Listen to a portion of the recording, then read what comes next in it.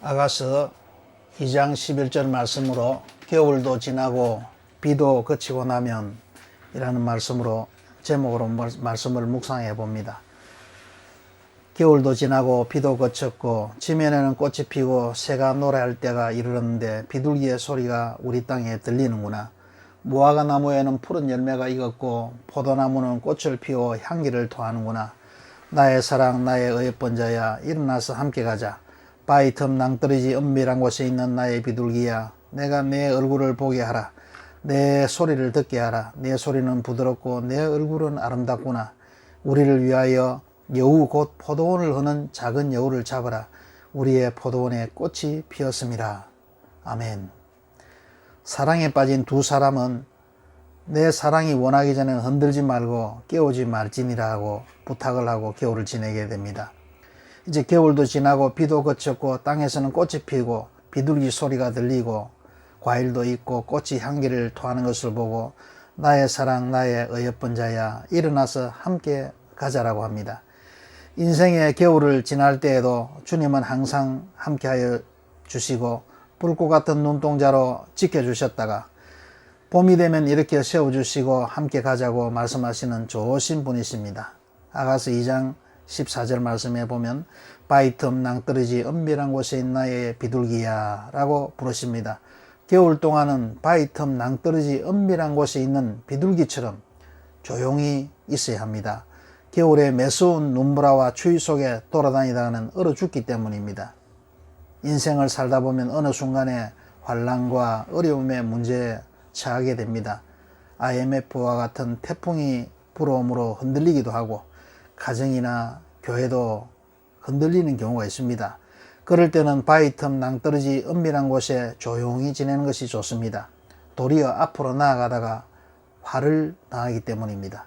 잠언서 27장 12절 말씀에 슬기로운 자는 재앙을 보면 숨어 피하여도 어리석은 자들은 나아가다가 해를 받느니라 라고 말씀합니다. 겨울이 지나고 나면 봄이 와서 꽃이 피고 열매가 맺는 것처럼 환난을 참고 견뎌나가면 어느 순간에 포도원에 꽃이 피게 됩니다. 겨울이 지나고 비가 그치고 나면 주님께서 바위 틈 낭떠러지 은밀한 곳에 있던 저를 데리고 밖으로 나가십니다. 주님은 우리 인생에게 때를 주셨기 때문에 어느 순간에도 불평해서는 안 됩니다. 왜냐하면 어려운 때가 지나면 좋은 때가 오기 때문입니다. 전도서 3장 1절 말씀에 천하의 범사가 기한이 있고 모든 목적이 이룰 때가 있나니 날 때가 있고 죽을 때가 있으며 심을 때가 있고 심은 것을 뽑을 때가 있으며 죽일 때가 있고 치료시킬 때가 있으며 헐 때가 있고 세울 때가 있으며 울 때가 있고 웃을 때가 있으며 슬퍼할 때가 있고 춤출 때가 있으며 돌을 던져 버릴 때가 있고 돌을 거둘 때가 있으며 안을 때가 있고 안는 일을 멀리할 때가 있으며 라고 말씀합니다. 고난의 때가 지나면 부활의 때가 다가오듯이 환난과 어려움의 때가 지나면 큰 기쁨의 때를 맞이하게 됩니다. 그러므로 광야에서 물이 부족하다고 먹을 것이 시원치 않다고 불평하지 말라는 것입니다. 가나안 땅으로 들어가기 위한 믿음의 훈련을 허락하신 하나님의 뜻이 있기 때문입니다. 그리스도인이 이 세상에서 받는 고난조차도 하나님 나라의 영원한 영광과 좋게 비교될 수 없는 것입니다. 로마서 8장 18절에 생각 끝에 현재의 고난은 장차 우리에게 나타날 영광과 좋게 비교할 수 없도다 라고 말씀합니다. 사랑하려고 하면 언제나 방해꾼이 있듯이 주님과의 사랑을 방해하는 작은 여우가 있습니다. 작은 여우인 마귀는 포도원에 꽃이 필 즈음에 들어와서 포도원을 흐려고 합니다. 우리에게 작은 여우는 무엇이라 생각하십니까? 욕심과 자존심이라 생각합니다. 내가 가진 것이 없음에도 불구하고 무리하게 빚을 내어서 장사를 하다가 큰 낭패를 보게 됩니다. 내가 가지고 있는 한도 내에서 생활해야 하는데 무리를 함으로 넘어지게 되는 것입니다.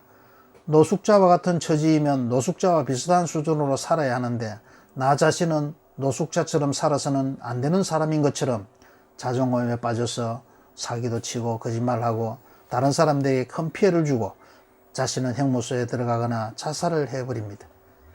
사자나 큰 여우가 아닌 작은 여우로 말미암아 포도원이 흘리게 됩니다. 큰 여우 때문에 교회가 분열되고 가정이 깨어지고 사업이 망하는 것이 아닙니다. 꽃이 피었을 때 작은 여우들이 들어와서 꽃을 따버림으로 열매 맺지 못하도록 합니다. 작은 욕심이 잉태함으로 사망에 이르게 되는 것입니다. 하나님의 일을 하려고 꽃을 피우면 작은 여우들이 달려들게 됩니다. 15절 말씀에는 포도원에 꽃이 피었기 때문에 포도원을 흐는 작은 여우를 잡으라고 하십니다. 마귀는 작은 여우들을 사용하여 마음을 낙담하게 하고 원망하도록 하여서 좌절시키는 일을 하는 것입니다. 그러므로 작은 여우들을 물리치기 위해서는 마음을 잘 지켜야 합니다. 달려드는 작은 여우들인 마귀들을 물리치기 위해서는 말씀과 기도 외에는 없습니다. 말씀과 기도에 나 자신의 마음을 씻어서 거룩하게 살아가는 것만이 여우 마귀를 쫓아내고 하나님의 축복을 받을 수 있는 유일한 길입니다. 포도원의 열매가 가득하기 위해서는 늘 기도와 말씀으로 성령님께 의지하며 행해 나감으로 포도원을 흐려고 하는 작은 여우들을 송두리째 잡아서 주님과 평안히 연애하는 삶을 살아가기를 소원합니다. 아멘.